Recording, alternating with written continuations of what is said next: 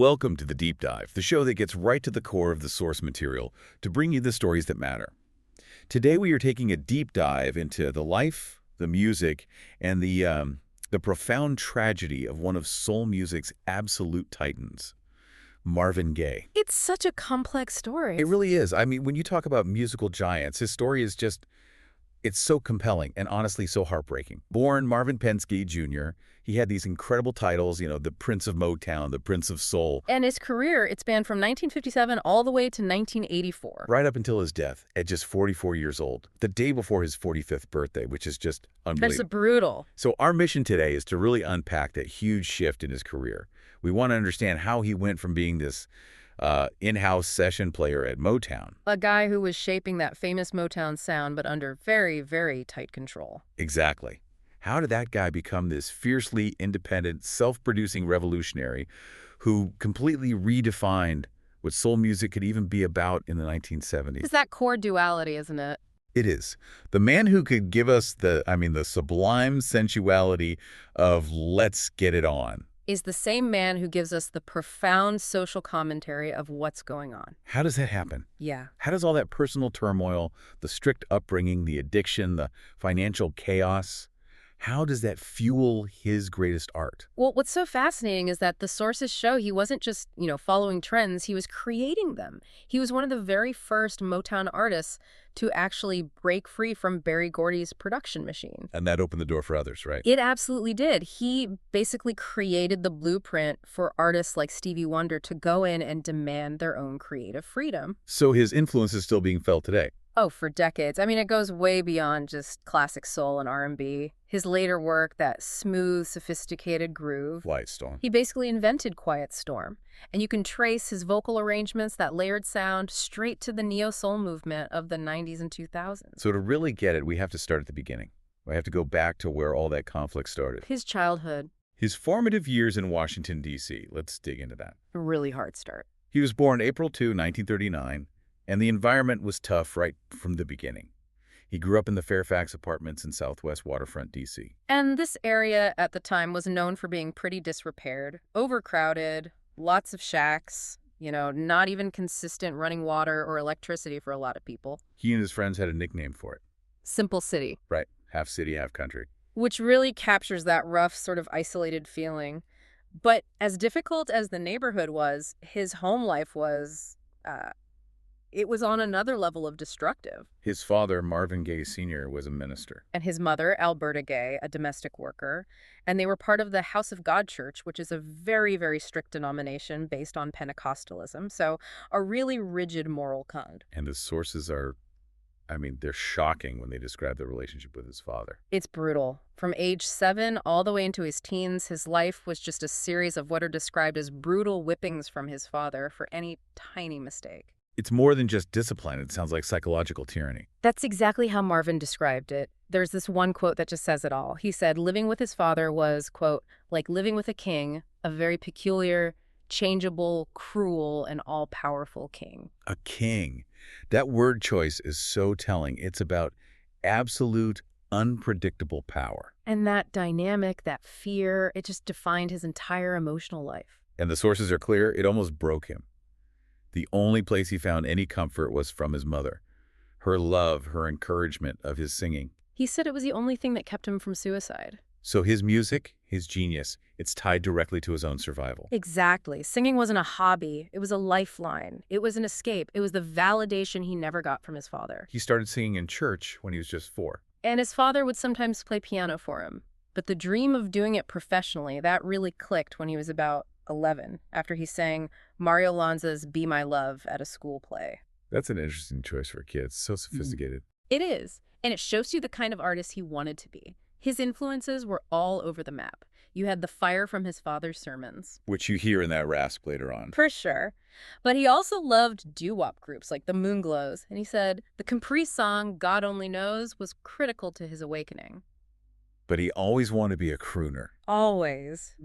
Frank Sinatra was his idol. He loved Billy Eckstine, Nat King Cole. That smooth, silky vocal style was what he aspired to. Which is the complete opposite of the gritty R&B sound that Motown would demand from him. And that's the central tension of his early career. So that conflict at home, it just spilled out into rebellion. Yeah, his father was kicking him out of the house constantly. So he drops out of high school at 17 and enlists in the Air Force in 1956. He's looking for some kind of structure. He was trying to find a better kind of regimentation than the one he had at home. It was a total failure. He hated it. He thought he'd be working on jets, but they had him doing menial labor. So he faked a mental illness to get a discharge. He did. And the official review from his sergeant is almost prophetic. It said, Airman Gaye cannot adjust to regimentation nor authority. Airman Gaye couldn't, and Marvin Gaye wouldn't. That's right, and he carried that right into his music career. He forms a group, the Marquis, works with Bo Diddley, but nothing really hits. Then he joins Harvey and the New Moon Glows, which takes them to Chicago. And he's already showing that versatility. He's singing lead on Mama Lucy, but he's also doing session work for huge stars like background vocals on Chuck Berry's Back in the USA. And it's Harvey Fuqua who eventually brings him to Detroit. September 19th, 1960. He signs with Motown's Tamla subsidiary, but not really as a star, more as a session guy. The drummer, right. He was making $5 a week. $5 a week. And then comes the name change. He was recording as Gaye, G-A-Y. He adds the E. Why? Well, partly for that sophisticated jazz crooner image he wanted. Gaye just sounded more like a standard singer. But some sources say it was also to distance himself from his early failures. And maybe from his father. And from his father. It was his first real act of rebranding, creating a new identity. But as he was about to find out, a new name doesn't mean you escape the regimentation. Not at Motown. So he gets to Motown, and he's still fighting this war inside himself, the crooner versus the commodity. And he's pushing back from day one. He famously refused to go to Motown's grooming school, the charm school. Which was mandatory. Absolutely mandatory. He said later he regretted it, but it just shows you he was never going to let them mold him completely. Right. He was willing to be producible, but not groomed. And his first real hit as a songwriter was for someone else. Beechwood, 4, 5, 7, 8, 9 for the Marvelettes in 62. Then his first solo hit, Stubborn Kind of Fellow, comes later that year. And he gets it by leaning into that gospel rasp they wanted. And it worked. It hit number 8 on the R&B charts. Then he follows it up with Hitchhike. He's finding a formula. But what's amazing is how he could just flip a switch. Eddie Holland said he had one of the sweetest and prettiest voices, but could take any rough rock and roll song and just own it. He really was their most versatile male vocalist, even when he hated the songs. Pride and Joy becomes his first top 10 pop hit in 63. Yeah. And then he just becomes this hit machine. Working with Holland Dozier Holland on How Sweet It Is, then with Smokey Robinson on I'll Be Doggone and Ain't That Peculiar. And those Smokey songs were massive. His first #1 R&B singles, million sellers. He's a huge star. And deeply, deeply unhappy because at the same time he's putting out these albums of jazz standards. The music he actually loved. And they're tanking. The hits he doesn't like are making him a household name, and the music he loves is a commercial failure. It's the ultimate compromise. And that really came to a head during the duets period. First with Kim Weston on It Takes Two, which was a big hit. But the real magic, the iconic pairing, was with Tammy Terrell. Starting in 1967, they were just lightning in a bottle.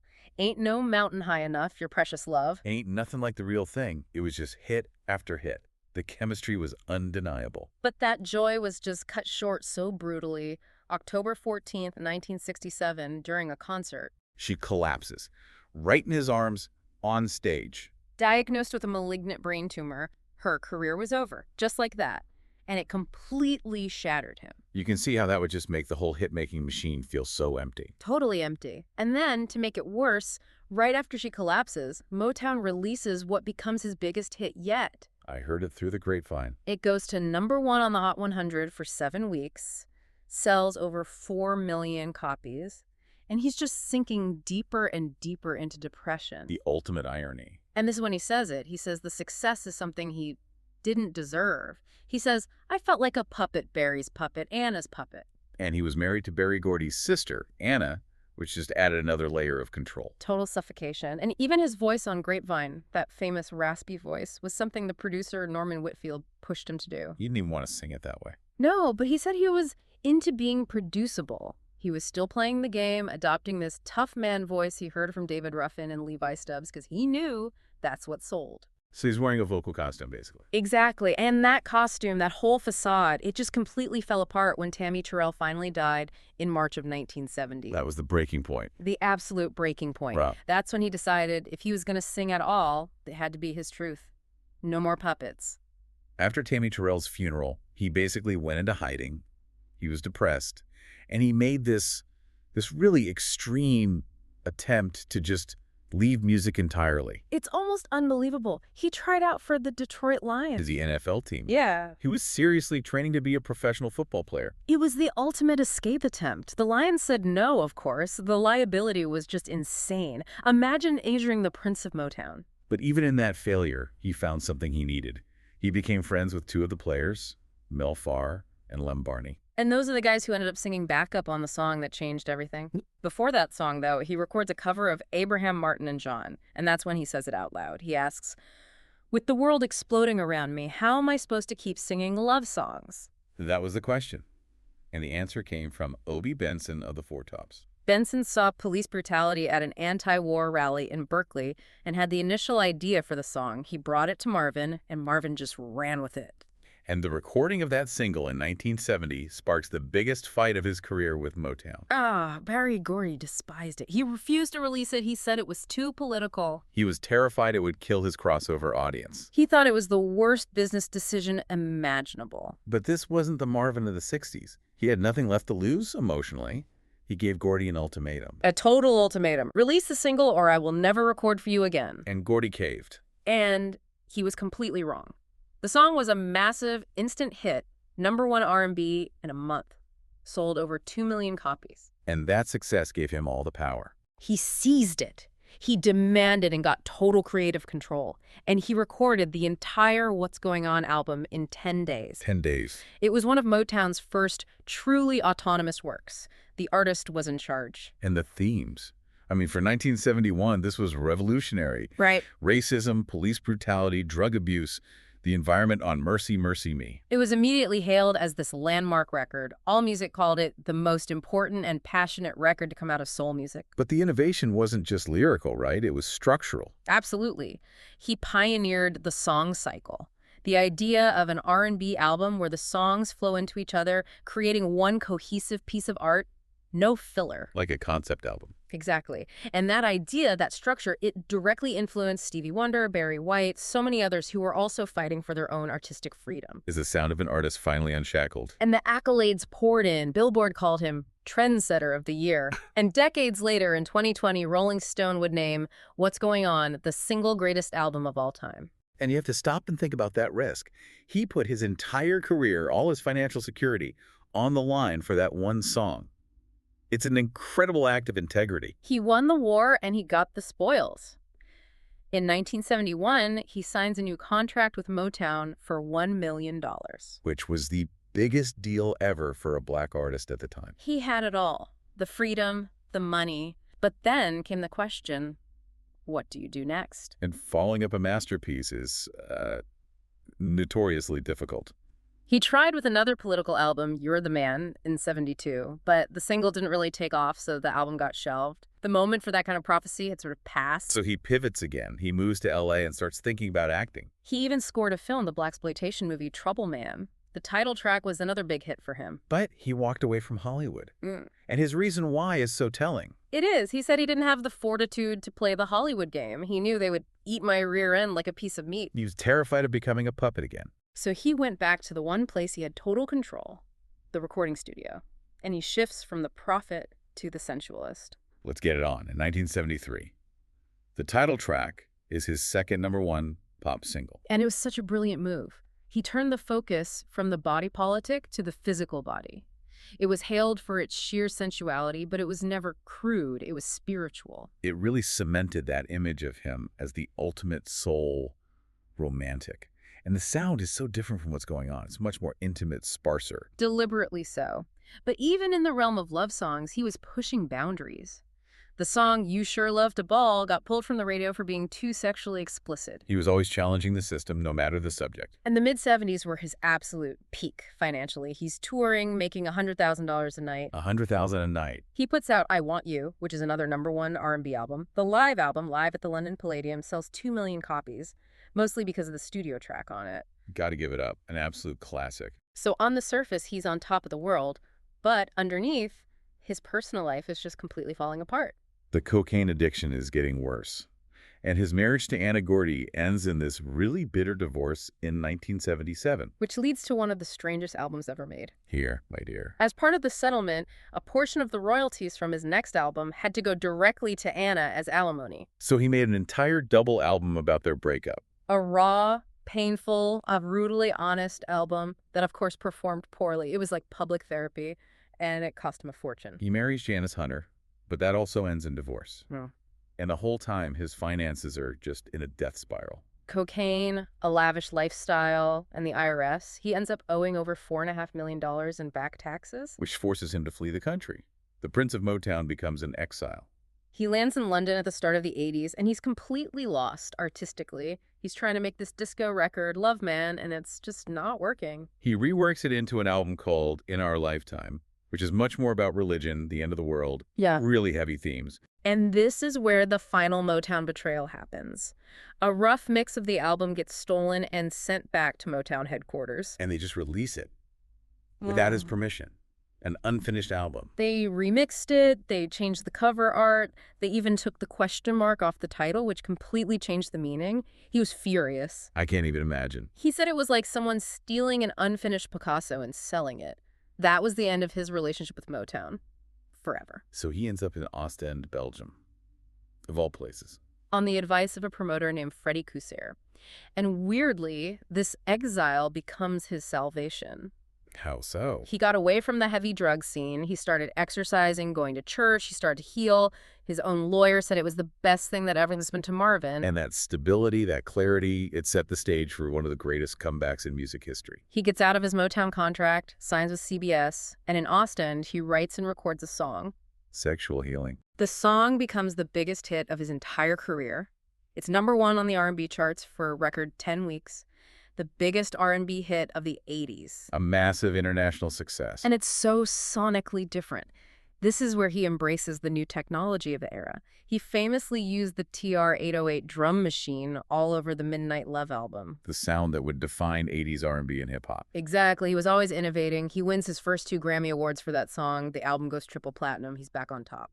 And he said his whole artistic purpose had changed. He said he wasn't making records for pleasure anymore. He was doing it to feed people what they need to help someone overcome a bad time. He becomes this healer. We see him at the 1983 NBA All-Star Game, singing that iconic version of the Star-Spangled Banner. He's on Motown 25, he's on Soul Train, he's everywhere.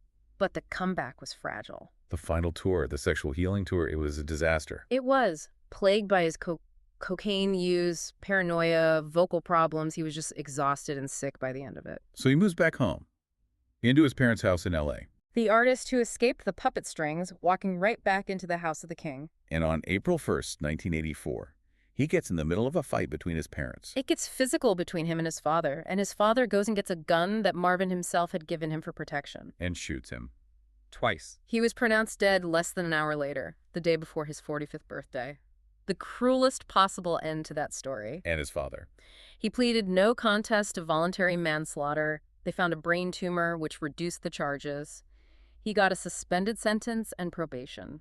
It's an unbelievable tragedy. When you look back at his legacy, it all comes down to his musicianship. He wasn't just a singer. Not at all. He started as a drummer. He taught himself piano, keyboards, synthesizers, organ. A true multi-instrumentalist. Yeah. He used all kinds of percussion, and he was always exploring new sounds. Like the mellotron on Mercy, Mercy Me. Can you explain what a mellotron is for people who might not know? It's basically an early analog synthesizer. It's a keyboard where every key plays a little loop of tape, usually of a string section or a choir. So it gives it that sort of haunting orchestral sound? Exactly. And using that on a soul record in 1971 was incredibly forward-thinking, just like using the 808 was in 1982. But the main instrument was always the voice. Always a 4-octave range. And the critic, Rob Bowman, broke it down perfectly. He said Gaye really had 3 distinct voices. Oh, were they? His smooth, sweet tenor, a growling rasp, and an unreal falsetto. And the genius was that he would use all 3 at the same time. By multi-tracking, he would layer these complex contrapuntal vocal lines, basically creating his own one-man choir. Dolman called it the ancient art of weaving. And that sound, that texture, is what makes his records from what's going on forward so rich and unique. It's his sonic fingerprint. The honors he's received since his death are just immense.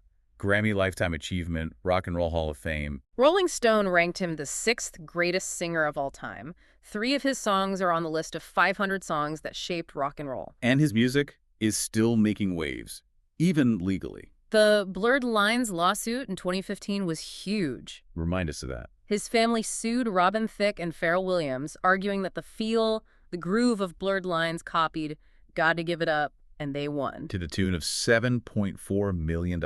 And it set a precedent. It said that the vibe of a song, not just the melody or lyrics, is protectable. His groove is literally his intellectual property. He's just so embedded in the culture. His NBA anthem was the first video ever played on VH1. Grapevine had a huge comeback in Europe because of a Levi's ad. But it's so telling that his life story has been so hard to get to the screen. So many failed biopics. A lot of them blocked by his family, who are very protective of his legacy. And that recent story about Terrence Howard turning down the role. Because he was worried he'd have to kiss a man, and didn't want to engage with the reports of Marvin's bisexuality. It just shows how complex and sensitive his legacy still is. People still don't know how to approach the whole complicated truth of the man. It's a lot to handle. So we've seen him go from this fearful child in Simple City to the perfect Motown puppet to this fiercely independent, boundary-breaking artist. His genius was always in that tension, the sacred and the profane, the crooner and the prophet.